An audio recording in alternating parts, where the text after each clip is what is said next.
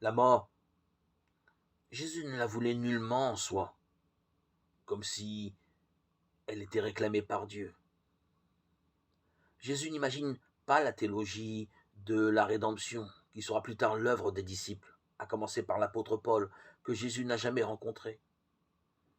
Dans tout l'enseignement du Christ, on ne trouve d'ailleurs, comme le remarquent de nombreux auteurs, pas la moindre allusion au péché originel.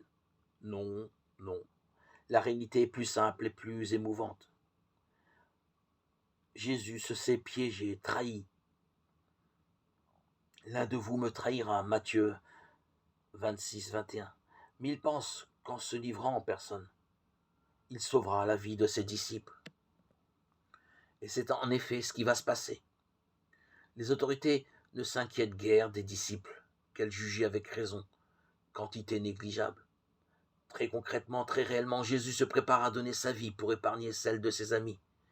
Il le dira au moment de son arrestation.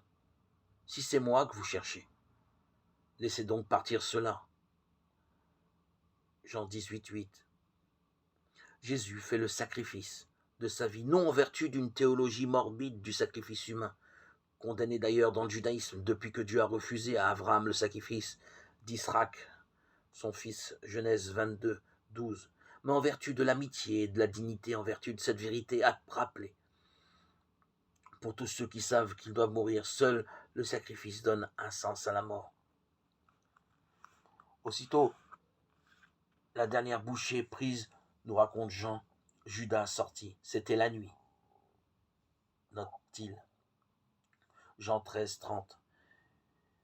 Jean garde présente à l'esprit les heures et les circonstances.